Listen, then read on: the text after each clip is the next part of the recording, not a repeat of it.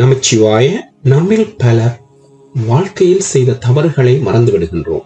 ஆனால் நம் மனசு ஒருபோதும் அந்த தவறுகளை மறப்பதில்லை. அதனால்தான் சில நேரங்களில் காரணமே இல்லாமல் மனம் கனக்கின்றது. சில நேரங்களில் எல்லாம் இருந்தும் நிம்மதி கிடைப்பதில்லை. அந்த மனசுக்குத்தான் இன்று செவ்வாய்க்கால் பதில் சொல்கின்றார். இந்த பாடலை ஒரு முறை கேளுங்கள். பண்டு நான் பறித்தேறிந்த பன்மலர்களெத்தனை பாழிலே செபித்துவிட்ட மந்திரங்களெத்தனை மிண்டராய் திரிந்த போ தீரைத்த நீர்களெத்தனை மீளவும் சிவாலயங்கள் சூழ வந்த தித்தனை.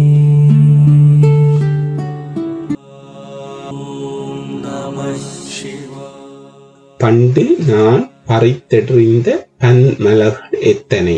இந்த வரி முன்பு கடந்த காலங்களில் பல வருடங்களுக்கு முன்பு பறித்தெறிந்த பன் மலர்கள் எத்தனை என்று நினைப்பார்கள்.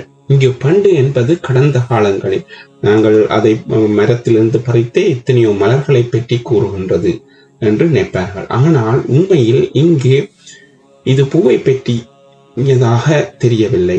செவ்வாய்க்கர் இங்கு என்ன சொல்லுகின்றார் என்றால், பூவை விட பெரிய ஒன்றை பற்றி பேசுகின்றார். அது மனித மனம். ஒரு பூவை பறித்தால் அது வாடிவிடும். அதே போல ஒரு மனிதனின் மனதை காயப்படுத்தினால் அந்த காயமும் உடனே தெரியாது. ஆனால் அது உள்ளுக்குள் வாடிக்கொண்டே இருக்கு. நாம் எல்லோரும் வாழ்க்கையில் யாரையாவது காயப்படுத்தி இருப்போம்.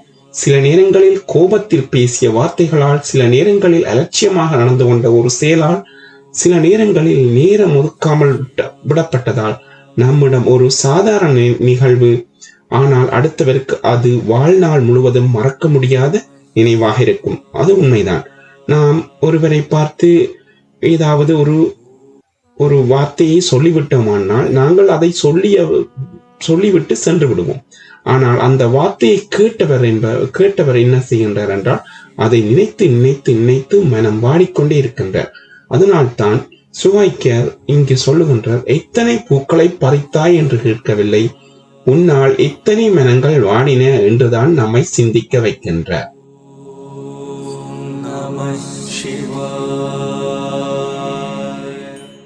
பாலிலே செபித்து விட்ட மந்திரங்கள் எத்தனை என்னும் பொழுது நேரடியாக பதில் சொன்னால், பாலினுள்ளே நாங்கள் மந்திரங்களை செபித்தபடி கடவுளுக்கு அபிஷேகம் செய்கின்றோம். அதனைத்தான் செவ்வாய்க்கர் சொல்லுகின்றார் என்று நாம் நினைப்போம்.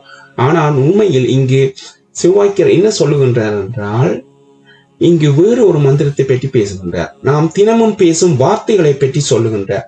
ஒரு வார்த்தை ஒரு மனிதனை உயர்த்தவும் முடியும்.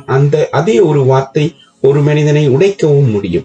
ஒரு குழந்தையிடம் உன்னால் முடியாது என்று தொடர்ந்து சொல்லுங்கள், ஒரு நாள் அவனும் அதை நம்பத் தொடங்கி விடுவான். செவ்வாய்க்கர் சொல்லுகின்ற பாலிலே செபித்து விட்ட மந்திரங்கள், இங்கே மனதை வாழ வைக்கும் வார்த்தைகளும் இருக்கின்றன, மனதை அழிக்கும் வார்த்தைகளும் இருக்கின்றன. அதனால்தான் பேசுவதற்கு முன் ஒரு நிமிடம் யோசியுங்கள், நாம் எந்த வார்த்தைகளை உச்சரிக்க போகின்றோம் என்று. இந்த வார்த்தைகள் ஒரு மனதை மலர வைக்குமா அல்லது அது அந்த மனதை வாட வைக்குமா என்று நினைத்து பாருங்கள். நாம் மற்றவர்களிடம் பேசும் வார்த்தைகளை விட நமக்கு பேசும் வார்த்தைகள் இன்னும் அதிகமானவை, சக்தி வாய்ந்தவை. என்னால் முடியாது, என் வாழ்க்கை இப்படித்தான், நான் அதிர்ஷ்டம் இல்லாதவன், இந்த வார்த்தைகள் எத்தனை ஆண்டுகளாக நமக்குள்ளே சொல்லிக் கொண்டிருக்கின்றோம். நீங்கள் உங்கள் மனதோடு பேசும் மொழியே உங்கள் வாழ்க்கையை உருவாக்கும்.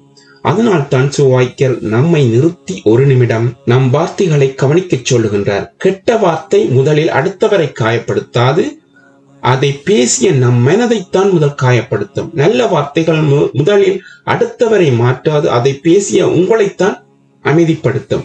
வெறும் வார்த்தைகள் வெறும் ஒலிகள் அல்ல, அவை ஒரு மனிதனின் வாழ்க்கையை மாற்றக்கூடிய விதைகள். மிண்டராய் திரிந்த போது இறைத்த நீர்கள் எத்தனை. இந்த வரி அறியாமையுடன், அதாவது மிண்டராய் என்றால் அறியாமையுடன் இளமை திமிருடனும் வாழ்ந்த காலத்தில் எவ்வளவு உயிர் சக்தியை விந்தை வீணாக்கி சிந்தினேன் என்று சொல்லுகின்றார். ஆனால் நம் வாழ்க்கையின் வேகத்தை பற்றி பேசுகிறது. இன்று எல்லோரும் ஓடிக்கொண்டிருக்கின்றோம். காலை முதல் மாலை வரை ஓட்டம். படிப்புக்காக ஓடுகின்றோம், வேலைக்காக ஓடுகின்றோம், பணத்திற்காகத்தான் கூடுதலாக ஓடுகின்றோம். வாழ்க்கையை நல்லபடியாக வாழ வேண்டும் என்பதற்காக ஓடுகின்றோம். ஓடுவது தவறல்ல, ஆனால் ஓடிக்கொண்டே இருக்கும் போது வாழ்க்கையை வாழ மறந்துவிடக் கூடாது.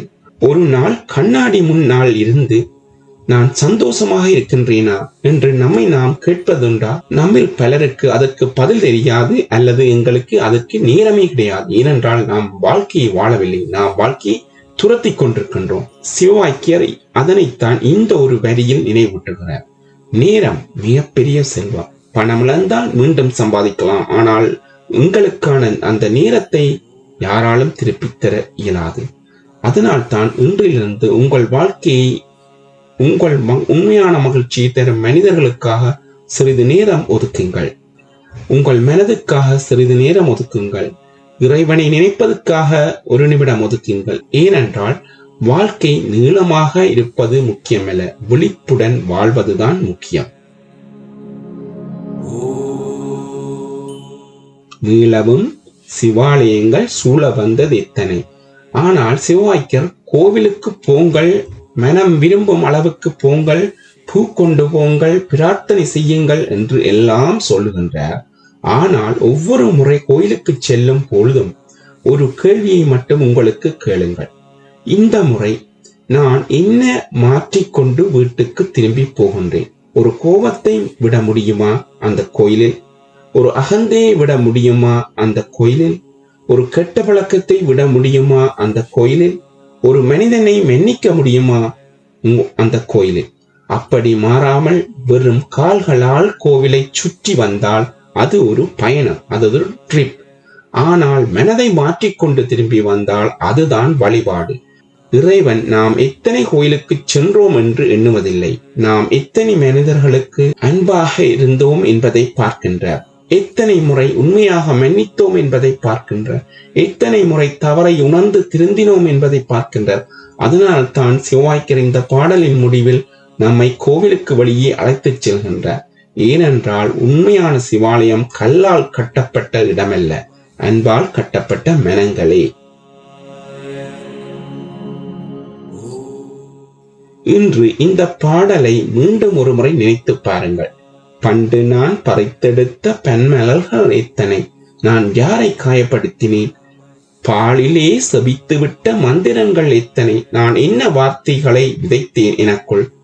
மிண்டராய் திரிந்த போது இறைத்த நீர்கள் எத்தனை, நான் வாழ்க்கையை உண்மையாக வாழ்ந்தேனா அல்லது எனக்குரிய நேரத்தினை வீணாக செலவழித்தேனா?